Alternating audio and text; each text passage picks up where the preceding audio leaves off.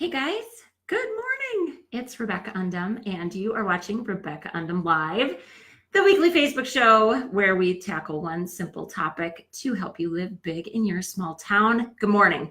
Happy September. So I am attempting to go live on Instagram again. And I know you're welcome, Instagram. You get to see all of this unshowered, unkeptness this morning, but it's Labor Day, friends, and my kids are here, as I'm sure many of yours are as well.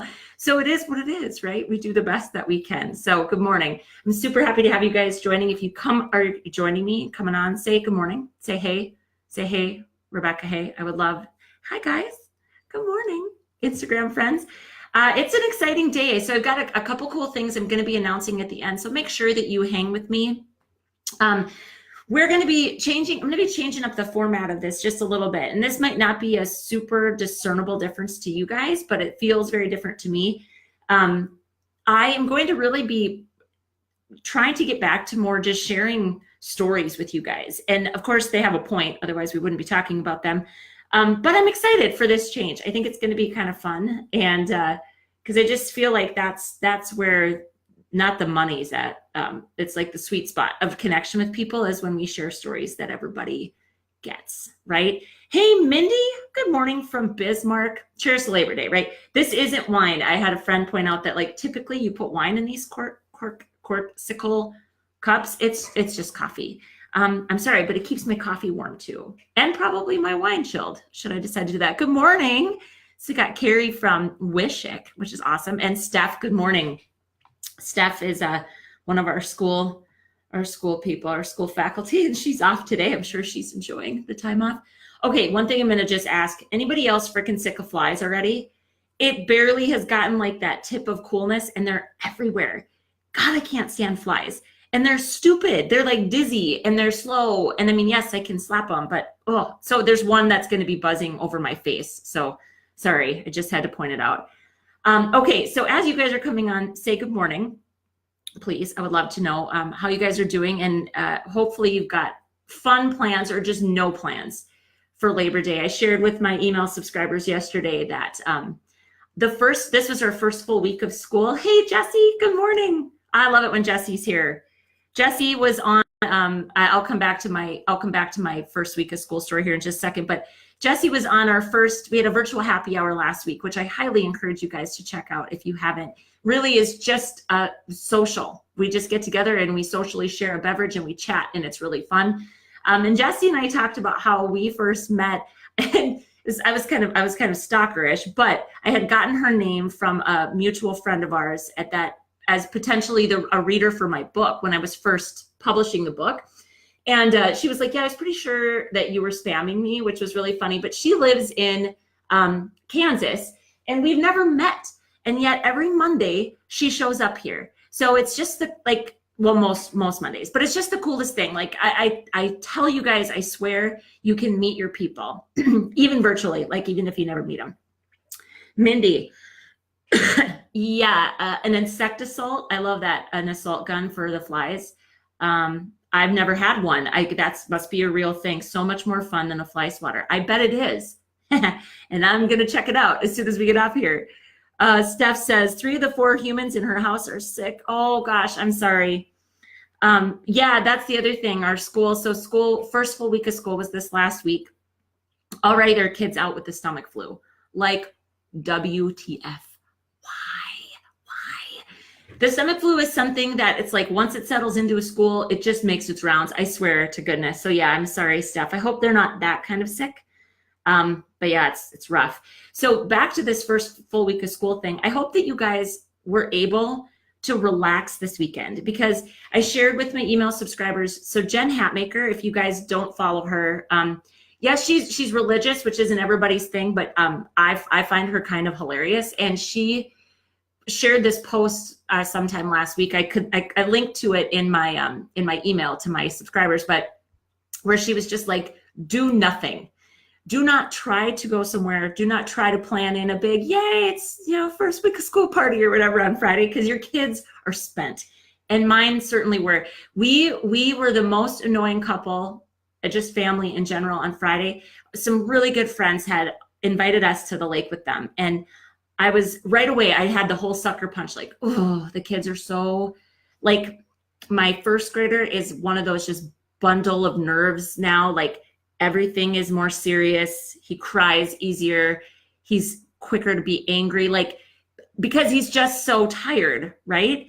And so we like went back and forth and back, because we love the lake and we love these friends, and we decided to stay. And even though I'm sad we missed out on the fun, I'm so glad we stayed, because everybody just needed to just rest and recoup. So I hope that you guys are resting and recouping. I'll just say, anybody else, like, hands up, anybody else suck at resting? I was like, I wish that we could choose what we get to be awesome at. Like, I'm awesome at staying up in the middle of the night, losing sleep about things that don't really matter. Like, that's my superpower, I think. I wish that I could funnel that superpower into something constructive like resting. I'm terrible at it. Okay, so as you guys are, like I said, coming on, say hey, say good morning, say whatever you want to say. Like, this is your time. This is our time together. Today we're talking specifically about owning your space. So yes, resting is hard, isn't it? It's Kristen. It's hardest on Instagram. All I've got is your handles, which I'm like, I think that's, but yes, it is. It's Kristen with the Jensen boys. I hope you guys are doing well today. I'm not good at it, resting at all. Okay, so as I share this story with you guys, here's what we're talking about. So this idea of owning space. This is about owning a part of yourself. It is. Hi, Kirsten. Thank you, friend. That helps so much. Owning a part of yourself that maybe you. So I'm going to ask you to think about this as I start to tell you guys the story. Thinking about something that is likely true about you, but maybe over time you have applied a meaning to it that has a negative connotation, or it's somehow derogatory. So for you, it's a place of either shame, or something that you try to hide, or something that you feel it brings up pain in your life. I'm going to ask you guys to, oh, Mindy, you're not a rester either. I love that. And Flo, you're good at being lazy. Yeah, that's good. That's great. Is that the same thing? No, you're good at it and I suck at it. So way to go. Good for you. Again, I have to scroll down. This drives me crazy that I have to scroll down on Facebook. They used to just roll. Anybody else do Facebook Lives and notice that? But now suddenly it only does the, like, how many that are there, and then you have to scroll to see the rest. So, okay. All right, so as I tell you guys this story, I'd love for you to think about something like that. It's true for you. So it's not that it's a lie, like it's the application or the connotation that you've applied to it that makes it untrue. So what I want to share with you guys is a story about my height, about my size. Okay, so I just was in Austin a couple of weeks ago, and I think I told you guys quite a bit about that, with my mastermind group. And we had been meeting virtually like this, right? So all you're seeing is the chest up. Like, you can't tell how tall people are, right? And I'm almost 6 feet tall. I'm 5'11", and I have been since I was a sophomore in high school. So I'm tall, right? It's a truth. There's nothing untrue about it. But somewhere along the line, and I can tell you, I can think of many different instances where this came into play for me.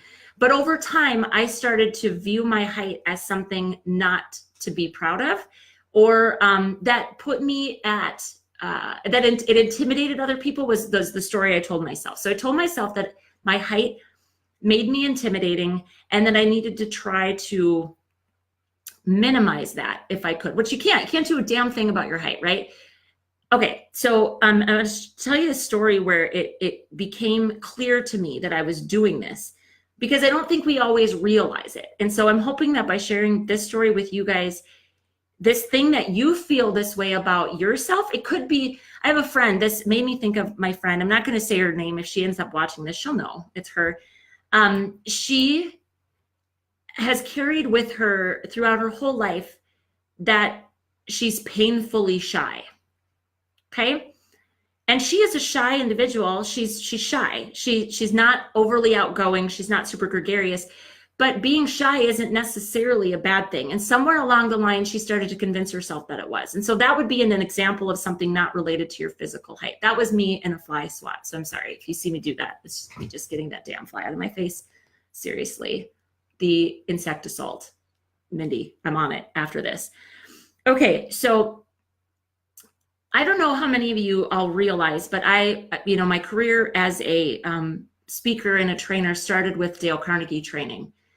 And so Dale Carnegie wrote the book, How to Win Friends and Influence People. And in order to become a certified instructor with Dale Carnegie training, you go through what is truly a pretty rigorous process.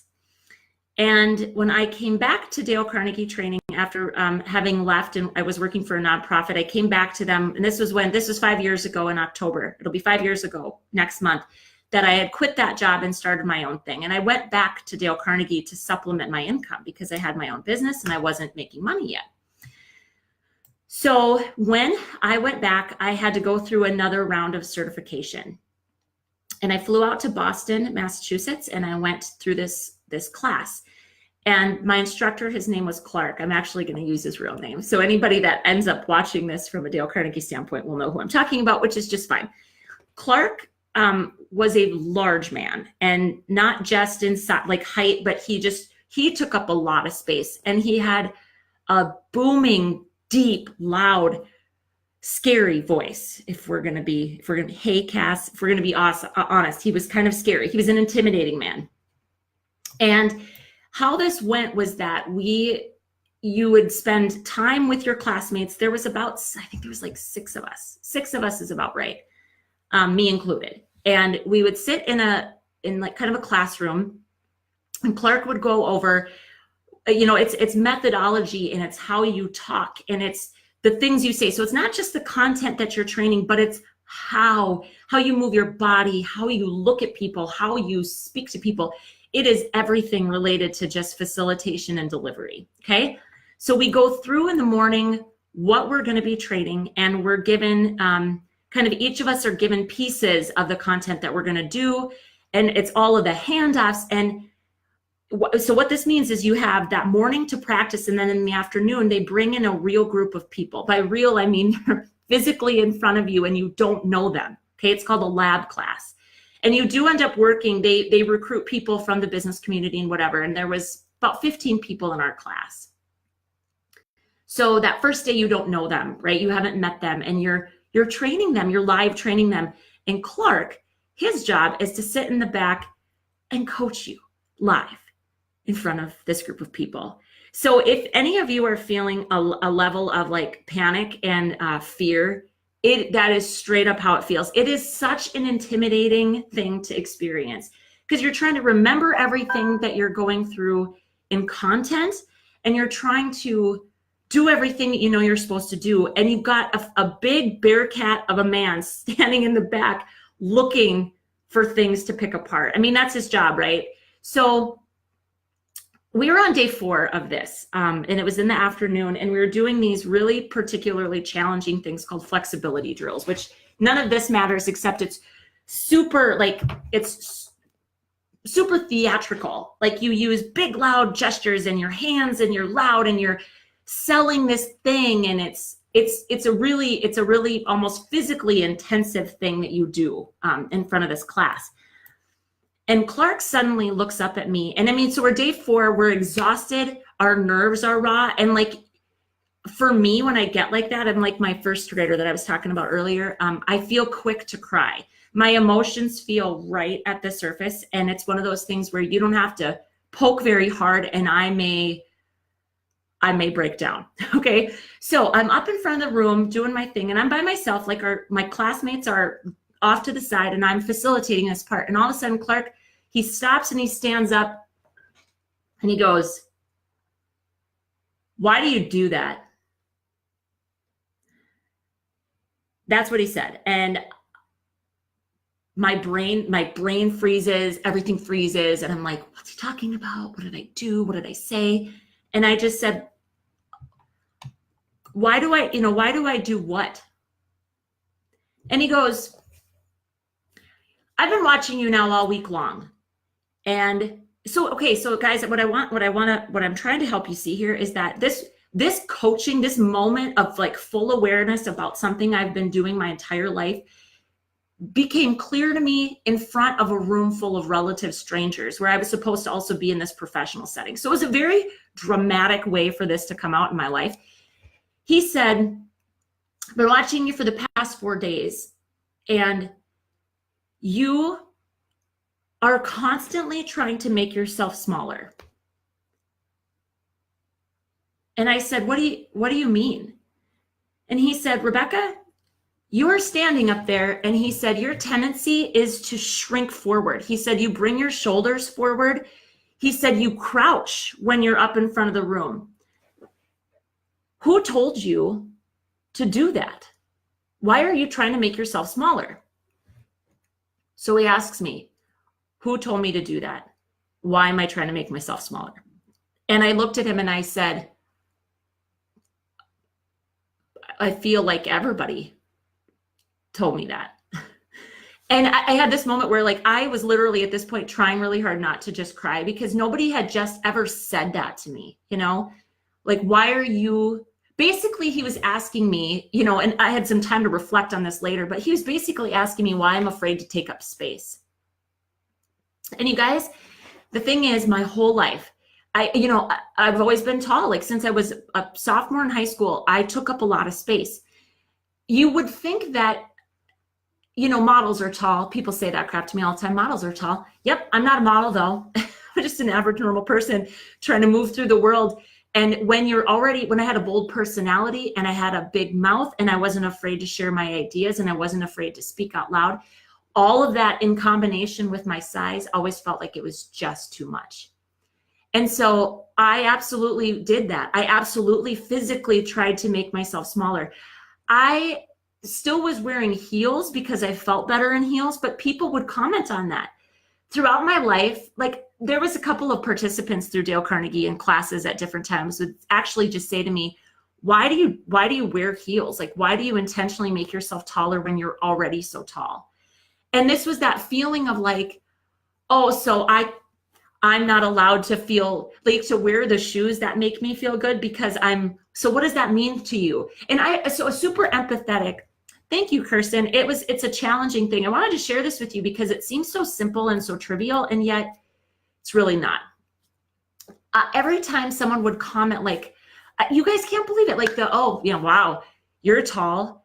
And at some point I started to carry that as though it was something not to be valued, that it was too much. Like I was, again, taking up too much space. And so in this very obvious moment of coaching, Clark points it out to me, and I start to get teary-eyed because as he's asking me, who told you? I actually thought everybody, and at the same time, nobody. Nobody ever told me that I needed to be smaller. Nobody ever told me that I needed to take up less space. I chose to believe that. Every comment somebody made, like, why are you wearing heels? Or, oh my gosh, you're tall. Every time those comments came at me, I chose to turn that into a belief about my height. Like, I shouldn't be so tall, or I should try to blend in. My friends in high school were all very small people. And so I always just felt so big and like too much. And when Clark said that to me, so then, and this was the coolest part, he looked at me and he said, the rest of the time that we are doing this training and we're doing this facilitation and you're working, he said, you will put your shoulders back and you're going. And so like, he basically made me do the opposite of what I had been doing in just an exaggerated way, almost to coach it out of me. He said, you're going to stand up here, and this is all I'm coaching you on for the rest of the time we're together. He said, you will put your shoulders back and you will plant your feet further apart. He said, you're going to take up as much space as possible. Because he said, that is something that is to be owned, not something to be hidden or to try to take away from yourself. He's like, it's a good thing. And ever since then, I have thought differently about my height. And yet I was telling you guys, I went to the mastermind group, and right away I was just anticipating I was going to be like the gentle giant. And so I still carry this with me. It hasn't been completely coached out of me. But this is something that I know other people have, and it's maybe not, again, directly related to their height. My friend Megan, if she's actually still on with me, I see she just joined. She is substantially taller than me, and we've talked about this. She just like, her height was just like not a thing. Like, and I was always like, how did you do that? It's just different experiences, right? Going back to my friend that has felt painfully shy her entire life. She's shy, but who said that it has to be painful? Who said that it's a bad thing, right? So I'm sharing this with you guys because all of us need to have some moment of awareness where we go, why do I treat myself like that? Why do I apply this negative meaning to something that has no meaning at all? It's just a thing. My height is just a thing. And it's only a problem if I choose to make it so. So a couple applications for you guys to be thinking about in your own lives, because I'm telling you, it was a completely eye-opening experience, and it came from this big, like bigger cat of a man in the back of the room pointed it out to me. And yeah, it was incredibly painful in the moment because it was so raw, and there was people, and like, then everyone came up to me like, you're fine that you're tall. And I'm like, I can't even talk about it. It was really, really rough. But I've got children now, right? My oldest son is the third smallest in his class. Third smallest. Out of 47 kids, he's the third smallest. And I think about how he could choose to do that. He could choose to apply a meaning to his size, like his size on the other end of the spectrum, as being a problem for him. And I don't ever want him to carry what I carried about my height with him on the other end. And so today, friends, I guess what I'm going to ask you to think about is think about a thing that you've always known to be true about yourself, and that maybe you've applied some negative meaning to it, or you've added negative association to it somehow. And just dig deep and ask yourself, what were the moments along the way that made you think that the thing was that thing, instead of just a fact of life, right? It's true, but the meanings that you've applied to it make it untrue. And when did that thing become a lie? And when did you start to believe it? And now I want you to imagine that Clark, just is so gruff and rough, and his coaching style was like that too. If he was standing in front of you, what would he tell you about that thing? And what could you do to start owning that thing, owning that space? Because this is all about space. Mine is physical space. I am allowed to take up as much physical space as I need to be seen. This is my size. This is who I am. I'm allowed to take up space. But so are you. You are allowed to take up whatever, and it could be not physical space, but it could be mental space, emotional space. It just makes me sad because the other part of my life I've done this with is my feelings. Like I've talked about this a lot, and I wrote about it in my book, that I was always highly sensitive. And it was at some point I realized that it's my sensitivity that allows me to empathize with people. I couldn't have one without the other. So it's those moments where you have a realization, like maybe I've been applying the wrong meaning to this. And what if it actually is okay? And how would you move through the world differently if you decided that it wasn't a negative thing and that it was a positive thing? And I'm still working on that with my height, something as simple as my height. But let me tell you, I think about it a lot less than I ever used to. And I certainly don't physically shrink when I'm standing in front of people anymore. And when I catch myself doing it, I think, throw your shoulders back, Rebecca, put your head up tall. This is part of who you are. So I hope that this gave you guys some food for thought today, because there are so many things that we tell ourselves that just are patently untrue. And the only way that we can figure out how to discover what they are is we've got to think about them. And you got to ask yourself some questions, and you got to think about, what was a comment that was made that you carried with you. One of the comments that was made to me, this whole, why do you still wear heels? It was actually back when I was first out of high school, and I'd come back for the summer, and it was a few guys, of course, as men, boys, that did this to me, did it to me. They said something to me, and I took it, and I owned it, and I carried it. And they were just like, you already make it hard to want to date you. That was the comment. You already make it hard to want to date you because you're so damn tall. Like, so why don't you just do yourself a favor and wear flats? And I remember looking at them and just being like, in my head, I remember thinking like, screw you guys. You know, what if I don't want to wear flats? And I wear flats now sometimes, right? But I feel just as good wearing heels. And so again, over time, those comments build and we start to carry it differently than we ought to. So that's my encouragement to you today, friends, is to think about that thing that you've always thought maybe was a negative thing about you and really check that. Is it really, or is it just that you've decided to make that so? And how would you move through the world differently if that wasn't what you chose to believe? Okay. So friends, again, happy Labor Day. Thanks for hanging with me. Thanks for listening to this little story. And as always, like, I really care about how you process this stuff. Like, if you're sitting there thinking about the thing in your life that you have felt that way about, I really want to know what it is. And so the best place to share that, if it's not in the comments here, because I always come back and read the comments, of course, but is in the Facebook group, the Groove Seekers community. So I'm going to share that for you guys after we get off the call here. But first, today is a special day because the retreat, the Big Life Retreat, the virtual retreat, where we get to spend 4 hours. And you guys, I'm going to be sharing as much as I can from a testimonial standpoint from the women that have been through it already. But legit, this is such a cool and unique experience. It's a little bit of self-care. It's a little bit of put your head down and get to work and create an action plan for yourself. But it's some face-to-face and it's some activities. The best part is that I do these curated boxes. I curated special things to accompany and to complement the work that we do. And it's virtual, so you don't have to travel. So if I would encourage you to like not have your kids present if you're a mom, but you're not like also tacking on the drive. That's the biggest thing with this retreat. The Big Life Retreat enrollment for the next offer is now open. The next one is being held on September 27th. And you only have until just a week before that to register because I have to have time to ship the boxes out. So to commemorate the kickoff of another Big Life Retreat open enrollment, I'm doing another Instagram giveaway. So I put my Eat, Sleep, Groove, Repeat t-shirt on. So Facebookers, it's kind of hard to see, but there it is.